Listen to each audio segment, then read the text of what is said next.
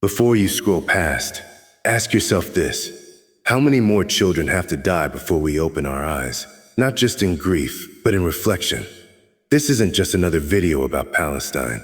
This is about us, you, me, and the state of the entire Muslim Ummah. We keep asking, why isn't Allah helping? Why do the innocents suffer while the tyrants walk free? But what if the real question is one we've been too afraid to ask? Have we become the kind of people Allah helps? This speech will take you beyond the headlines, beyond the pain, and into the painful truth we must all confront. It will challenge your emotions, shake your thoughts, and awaken your soul. Because what's happening in Palestine is not just a tragedy, it's a mirror. And the reflection might just change your life. So don't look away, don't skip this. If your heart beats for justice, if your soul longs for change, then stay till the very end. What you'll hear may hurt, but it's the kind of hurt that heals, awakens, and transforms. This is the truth we've avoided. This is the message we all need to hear. Let's begin. Allah's help is never absent. It simply doesn't always appear the way we expect or desire. When we ask, why hasn't Allah helped Palestine? We often look for dramatic victories, sudden shifts, or miraculous interventions. But divine wisdom doesn't work on human timelines. The Quran is filled with examples where trials stretched over decades, even lifetimes. Prophet Musa and Bani Israel wandered in the desert for 40 years before liberation. Prophet Yusuf was in prison, separated from his family, before Allah raised him to power. The lesson is clear. Divine help is real, but it is not always immediate, and it is never without purpose. Palestine today is not just a humanitarian crisis. It is a spiritual test for the entire Ummah. Their suffering forces every Muslim to look inward. Are we truly living up to the values we claim to hold? Are we united in more than words? Are we prepared to sacrifice anything for justice? These are not easy questions, but they are necessary, because often the delay in divine help is a mirror, showing us our flaws, our weaknesses, and our hypocrisies. It's easy to cry for Gaza from the comfort of our homes. It's harder to build a disciplined, united, and spiritually strong Ummah that earns divine victory. Allah is all-seeing and all-knowing. He is not unaware of the oppression, the bombs, or the tears, but His wisdom encompasses things we cannot see. Sometimes the delay in help is actually mercy, a chance for the Ummah to wake up. Because if victory came now, in our current state, would we even appreciate it? Would we preserve it, or would we fall back into division and heedlessness? Allah doesn't just want to liberate a land. He wants to raise a people. People who are humble, sincere, and devoted to Him in every aspect of life. And that kind of transformation doesn't happen overnight. There's also the fact that Allah's help may already be at work, in quiet ways, in unseen hearts, in the steadfastness of the oppressed, in the global awakening of Muslims, and in the cracks forming in the walls of the oppressors. Just because we don't see a lightning bolt doesn't mean a storm isn't coming.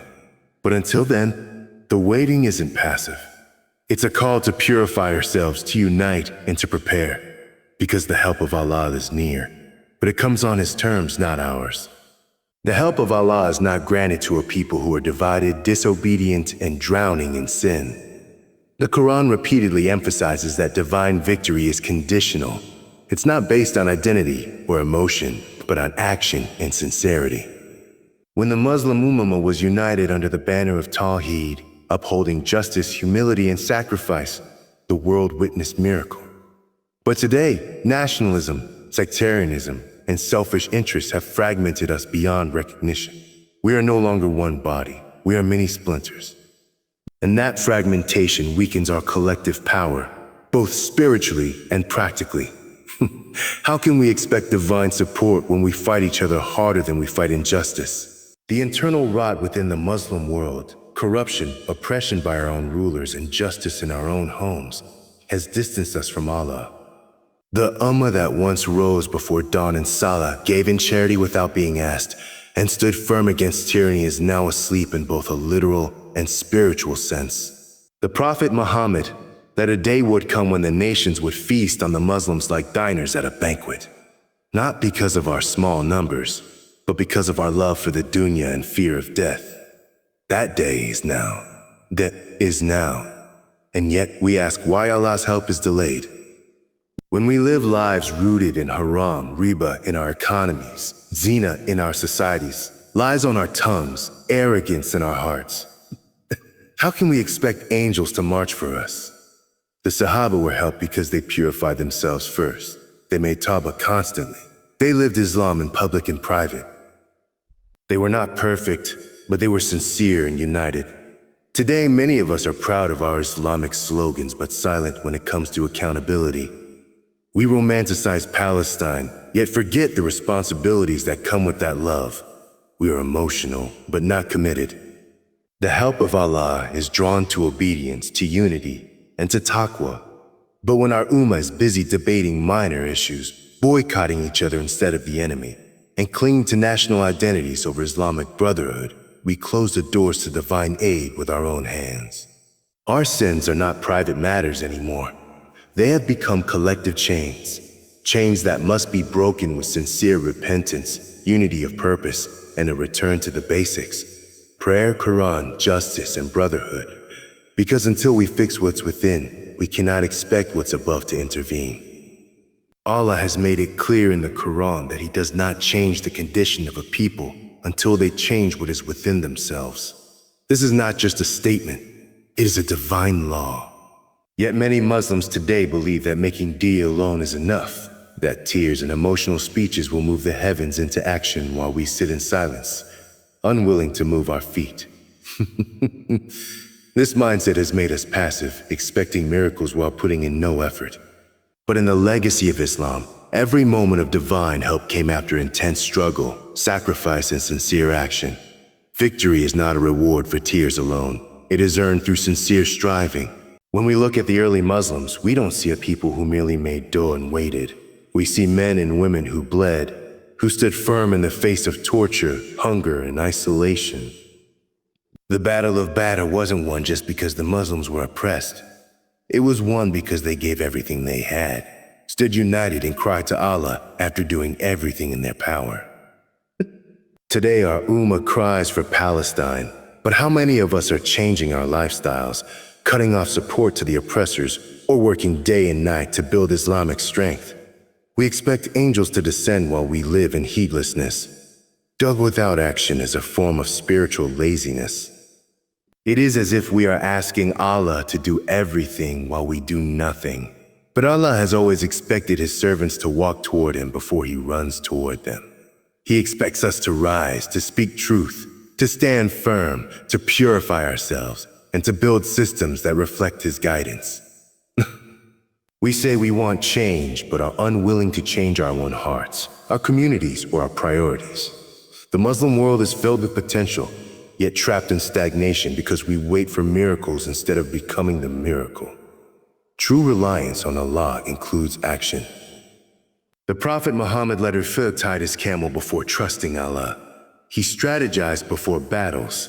He made alliances, trained companions, and built a community of strength, trust, and sacrifice. So when we say we want Allah's help for Palestine, we must prove it with action, not just posts, prayers, and protests. We must ask ourselves daily, what are we doing that makes us worthy of divine help? Because the help of Allah is not promised to those who wait. It is granted to those who work. What is happening in Palestine is not evidence that Allah has turned His back on the oppressed, but rather that He is turning the mirror toward us. The suffering of the Palestinian people is not meaningless. It carries a divine message, a painful but necessary wake-up call for the entire Ummah. We often ask why such pain exists, but rarely ask what it is trying to teach us. In truth, the suffering is not a curse.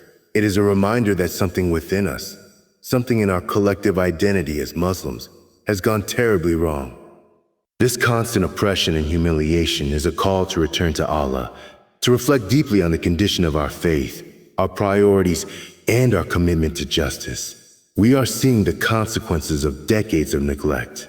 Neglecting our religion, neglecting unity, neglecting our duty to stand up for the oppressed, not just with words, but with sustained actions, with policy, with education, with economic and political independence.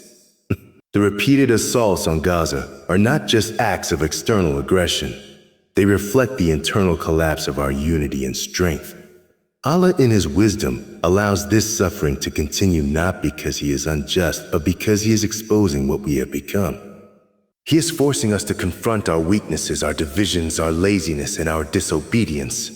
Throughout Islamic history, every hardship has been an opportunity for renewal.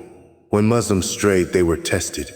When they returned to Allah, victory followed. But that return is not just about salah or fasting. It's about realignment. It's about standing for truth even when it's inconvenient, about cleaning our hearts and our homes, about holding our leaders accountable, about building a generation that knows its deen and its purpose. The pain of Palestine should not only break our hearts, it should shake our souls. It should ignite in us a fire that refuses to be extinguished by distractions and comforts. The images of war are not just there to stir sympathy, they are there to stir transformation. Every destroyed home, every injured child, every funeral under bombardment is a reminder that our Ummah needs revival. The pain is not without reason. It is Allah's way of calling us back, of making us look beyond flags and slogans, and forcing us to rebuild our commitment to His cause with sincerity, sacrifice, and complete submission. Muslims today have forgotten who they are, not just as individuals, but as a global Ummah entrusted with a sacred mission. Allah chose this Ummah to be witnesses over humanity, to uphold justice, truth, and mercy. Yet many of us have reduced Islam to a label instead of a lifestyle. The trials faced by Palestine are not just about occupation and military power.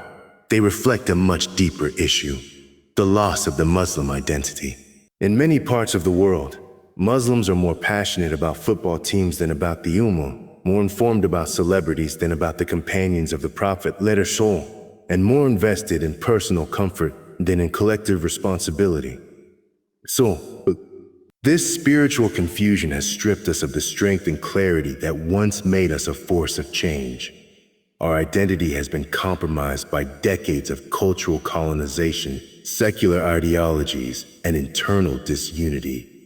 Instead of looking to the Quran and Sunnah for guidance, we now look to influencers, trends, and what is socially convenient. We speak of Palestine with emotion, but we live lives that contradict the very principles we say we defend. How can we expect Allah's help when our communities are divided by race, tribe, sect, and ego? When we ignore the cries of the oppressed unless they appear in viral videos? When we allow sin and injustice in our own homes and remain silent? Muslim youth are growing up with more access to Western media than to Islamic knowledge, more exposure to pop culture than to the seerah of the Prophet FD. We've allowed the world to shape our priorities, and in doing so, we've lost the moral foundation that once gave us dignity. The mission of this Ummah was never to blend in. It was to lead with truth, even when it was unpopular. But today, too many Muslims are afraid to speak, afraid to stand, and afraid to lose the privileges they've gained in societies that reward silence. This identity crisis is not just affecting us, it's costing lives. Because without a strong and united Ummah, the oppressed have no shield. Palestine is bleeding not only because of bombs, but because the heart of the Muslim world has gone numb.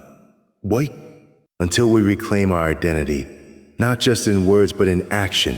We will remain powerless observers of our own decline. The world cannot respect a people who have forgotten who they are, and divine help is not granted to those who abandon their own mission. The help of Allah is not automatic, it is conditional. This is a principle deeply embedded in the Quran and the legacy of every prophet. The victory of Badr did not come simply because the Muslims were oppressed or because they were right. It came because they met the conditions of divine support. They were united, sincere, obedient, and willing to sacrifice everything for the truth. They followed the command of the Prophet, with discipline, and stood firm in the face of overwhelming odds. Today, many Muslims look at the pain in Palestine and cry out for another Badr, another miracle. But we must ask ourselves honestly, do we possess even a fraction of the qualities of the people who stood in Badr? We cannot expect divine help while clinging to arrogance, disobedience, and disunity. Victory is not a birthright, it is a responsibility. The companions of the prophet letter of Tudor were victorious not because of their numbers or weapons, but because of their hearts, their trust in Allah, and their complete submission to His command. They purified their intentions, forgave each other for the sake of the mission, and prioritized the Ummah over their own desires. In contrast, the modern Muslim world is plagued with infighting, ego-driven leadership, superficial religiosity, and the pursuit of dunya at the expense of the hereafter.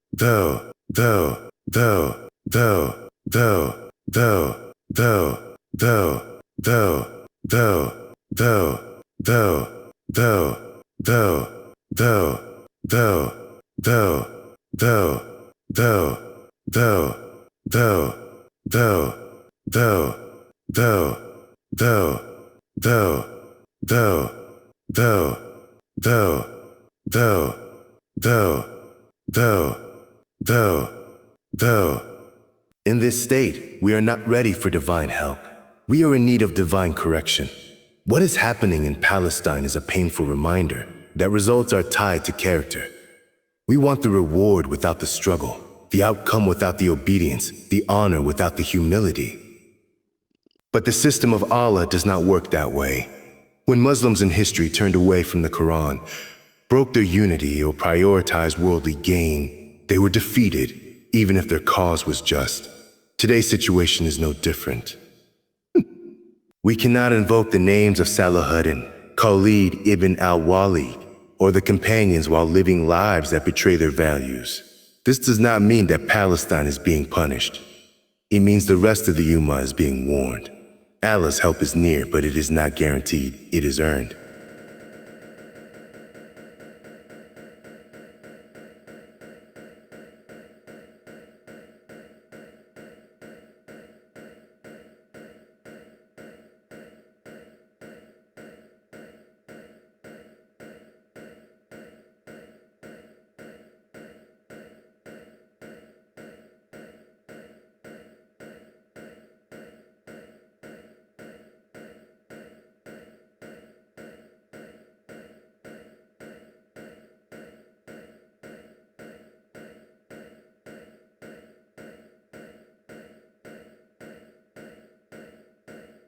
It is drawn to those who reflect His light in their actions, speech, and character.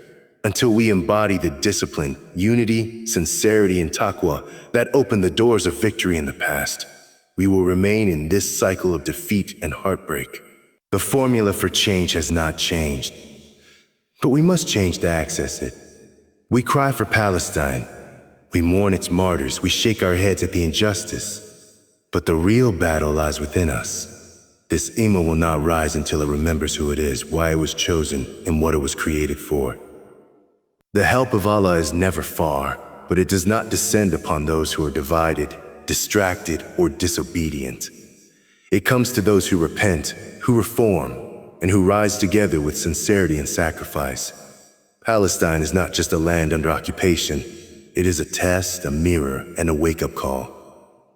If we continue to wait for Allah to act without acting ourselves, we will remain trapped in this cycle of helplessness. But the moment we return to Him fully, unite with purpose, cleanse our hearts, and walk in the footsteps of the righteous, the doors of divine help will open, just as they always have for those who truly believe and strive. The future is not written by those who wish, but by those who work with faith, fire, and fearlessness. Thank you for giving your time, your heart, and your soul to this message. May it stir something within you that leads to action, not just emotion. May Allah awaken us, guide us, and use us as tools for justice and truth in a world drowning in darkness. Good luck on your journey of awakening and change. May every step you take bring the Ummah closer to the victory it prays for. Stay strong, stay sincere, and never stop striving.